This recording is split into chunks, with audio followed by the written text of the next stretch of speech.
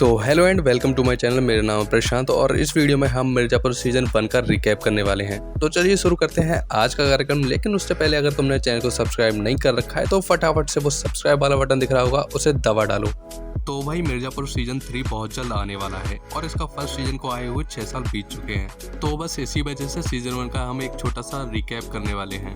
ये कहानी है किंग ऑफ मिर्जापुर यानी अखंडानंद त्रिपाठी उर्फ कालीन भैया की। कालीन भैया मिर्जापुर के सबसे बड़े डॉन हैं जो अपने कालीन के बिजनेस के आड़ में ड्रग्स और इलीगल वेपन्स का धंधा करते हैं। कालीन भैया की फैमिली में है उनके पिताजी सत्यानंद त्रिपाठी, एक बेटा फूलचंद उर्फ मुन्ना भैया और उनकी कभी ना सेटिस्फाई होने वाली बीवी बीना।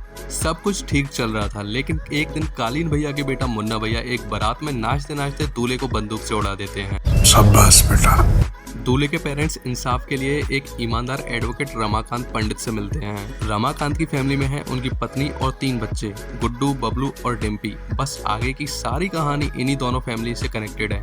कालीन भैया अपने पुराने दुश्मन रतिशंकर के प्रॉब्लम को सुलझाने में बिजी हैं, इसीलिए वो मुन्ना को बोलते हैं उस दूल्हे के मर्डर के प्रॉब्लम को खुद ही सॉल्व कर लेना। मुन्ना भैया सीधा रमाकांत के घर जाता है और बंदूक दिखाकर धमकाता है। फिर क्या, गुड्डू भैया और बबलू भैया मिलकर मुन्ना को पेल देते हैं। जब ये बात कालीन भैया को पता चलती है तो वो उन दोनों को अपने घर बुलवाते हैं, लेकिन कालीन भैया इस बात से बिल्कुल भी गुस्सा नहीं होते हैं और इनकी हिम्मत देख के काफी ज्यादा खुश होते हैं। ये जानते हुए कि मुन्ना किसका बेटा है, इन्होंने अपनी फैमिली को बचाने के लिए बिना झिझके मुन्ना को कूट दिया। इसी बात से इम्प्रेस होकर कालीन भैया गुड्डू और बबलू को जॉब ऑफर करते हैं, लेकिन जाहिर सी बात है मुन्ना भैया इस बात से बिल्कुल भी खुश नहीं होते।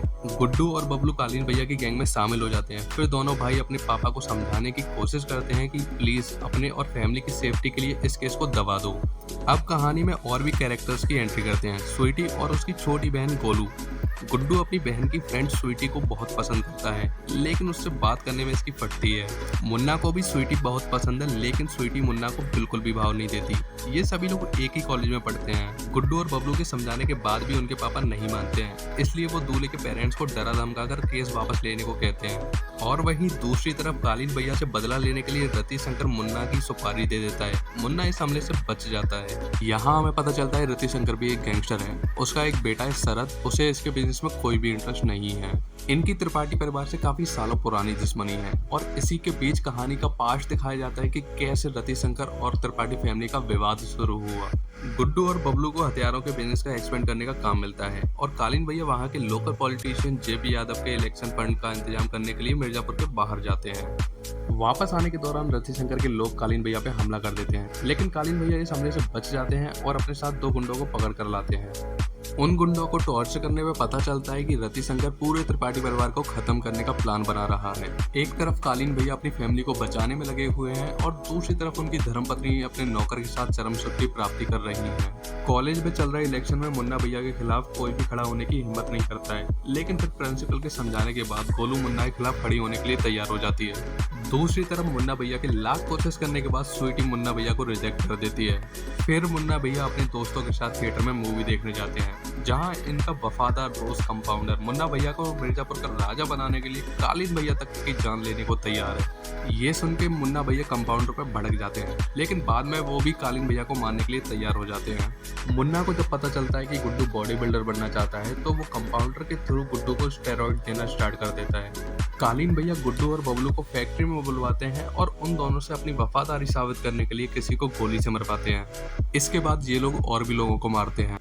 शुरू मजबूरी में किए थे, अब मजा आ रहा है। गुड्डू भैया अब स्टेरॉइड के साथ साथ मदर्स मिल्क का भी आदी हो जाता है और इस सब का असर उसके सीधा दिमाग पर होता है। गुड्डू और बबलू हथियारों का बिजनेस बढ़ाने के लिए एक प्लान बनाते हैं, लेकिन इस प्लान में क्रिमिनल और पुलिस को एक साथ मिलकर काम करना होगा। प्लान सिंपल है, मिर्जापुर में क्राइम बढ़ाओ और हथियारों की डिमांड अपने आप बढ़ जाएगी। क्राइम बढ़ाने के लिए ये लोग लोकल गुंडों को फ्री में गन्स दे देते हैं और डील के अकॉर्डिंग पुलिस इन गुंडों को कुछ नहीं करती है। अब क्राइम बढ़ने की वजह से हथियारों की डिमांड अपने आप बढ़ जाती है और इस पूरे आइडिया से कालीन भैया काफी इंप्रेस हो जाते हैं।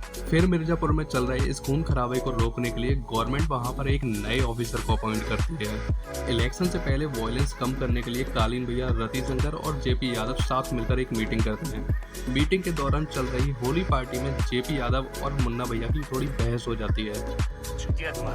मामला शांत होने के बाद जेपी यादव को ऐसा लगता है कि कालीन भैया ने अपने बेटे की साइड लेकर इसकी सरेआम बेइज्जती कर दी। फिर यादव और रतिशंकर मिलकर कालीन भैया को टपकाने का प्लान बनाते हैं। गोलू की इलेक्शन रैली में कुछ लोग उस पर हमला करते हैं। इसके बाद बबलू अपनी बंदूक निकालकर सबको वहां से भगा देता है। गुड्डू और बबलू से जेलस फील होकर मुन्ना भैया उनकी बहन को उठा लेते हैं। इससे पहले गुड्डू और मुन्ना की लड़ाई हो, मकबूल वहां आ जाता है और दोनों को कालीन भैया के पास लेकर जाता है। कालीन भैया इस लड़ाई को सुलझा तो देते हैं, लेकिन अब हर कोई एक दूसरे की बैंड बजाने के लिए तैयार है। बस अगर तलाश है तो सिर्फ एक मौके की। उसी रात गुड्डू और बबलू पे पुलिस वाले फायरिंग करते हैं और ये दोनों किसी तरह वहां से बच के भाग जाते हैं। मुन्ना भैया अपनी बेइज्जती का बदला लेने के लिए कालीन भैया को मारने के लिए कंपाउंडर को भेजते हैं, लेकिन कालीन भैया इसे जिंदा पकड़कर मुन्ना को पूछताछ के लिए बुलवाते हैं। कंपाउंडर अपनी आखिरी सांस तक मुन्ना से वफादारी निभाता है और सारा इल्जाम अपने सिर लेकर मुन्ना के हाथ से मारा जाता है। पुलिस से जान बचाकर गुड्डू और बबलू मिर्जापुर छोड़ के अंडरग्राउंड हो जाते हैं, लेकिन फिर गुड्डू की सटक जाती है और वो जौनपुर जाकर रति शंकर को AAEE का पाठ पढ़ाकर ठोक देता है। इंस्पेक्टर मौर्य पूछताछ करते हुए कालीन भैया के घर पहुंच जाते हैं। तभी कालीन भैया को खबर मिलती है गुड्डू और बबलू ने बिना बताए रति शंकर को मार दिया है। पुलिस कुछ ट्रांसजेंडर को ब्लैकमेल करके उनकी मदद से कालीन भैया को पकड़ने का प्लान बनाती है। गुड्डू भैया मिर्जापुर वापस आके स्वीटी से शादी कर लेता है, तो दूसरी तरफ सत्यानंद त्रिपाठी को बीना और नौकर के कारनामों के बारे में पता चलता है। गुड्डू भैया अपना पैशन फॉलो करने के लिए एक लोकल बॉडी बिल्डिंग कॉम्पिटिशन में हिस्सा लेते हैं, लेकिन कालीन भैया वहां पर आकर एक दूसरे बॉडी बिल्डर को जितवा देते हैं, क्योंकि इन्हें लगता है कि इन पे हमला गुड्डू ने करवाया था। गुड्डू गुस्से में ट्रॉफी से विनर का सिर फोड़ देता है। फिर मुन्ना और कालीन भैया साथ मिलकर दोनों भाइयों से पीछा छुड़ाने का प्लान बनाते हैं। गोलू कॉलेज इलेक्शन जीत गई है, लेकिन अब मुन्ना भैया को इस बात से कोई फर्क नहीं पड़ता, क्योंकि अब तो मुन्ना भैया को सारा मिर्जापुर जीतना है। गुड्डू और उसकी सारी फैमिली मिलकर उसकी बहन की फ्रेंड यानी लाला की बेटी की शादी में जाते हैं, जहां स्वीटी गुड्डू को खुशखबरी देती है कि वो मां बनने वाली है। लेकिन गुड्डू का ध्यान कहीं और है। स्टेरॉइड के लगातार इस्तेमाल के बाद उसकी बॉडी पे असर हो रहा है। तभी वहां पे मुन्ना भैया आकर बबलू और स्वीटी को मार देता है, लेकिन गोलू और डिम्पी मौका देकर जख्मी हालत में गुड्डू को वहां से भगा के ले जाते हैं। सत्यानंद त्रिपाठी बीना की सवारी करने के बाद उससे नौकर का औजार कटवा देते हैं और कालीन भैया इंस्पेक्टर मौर्य को दिखा देते हैं कि जिस शहर में वो नौकर बनकर आए हैं वो उस शहर के मालिक हैं। एंड सीन में हम देखते हैं कि शरद अपना मुंडन करवाकर अपने पिताजी की मौत का बदला लेने के लिए तैयार है और यही होता है सीजन 1 खत्म। तो भाई ये था पूरा सीजन 1। अगर तुम इसका सेकंड सीजन का भी रिकैप चाहते हो तो कमेंट करके बता देना। देखो यार, तुम्हारे लिए ये वीडियो सिर्फ 8 मिनट का होगा, लेकिन मुझे इस वीडियो को बनाने में बहुत ज्यादा टाइम लगा है। तो मैं बस इतना ही कहना चाहूंगा कि अगर वीडियो अच्छी लगी हो तो लाइक करने का कष्ट कर देना और चैनल से जुड़ रहने के लिए सब्सक्राइब वाला बटन दबा देना। तो बस आज का कार्यक्रम यही समाप्त करते हैं और मिलते हैं अगली वीडियो में।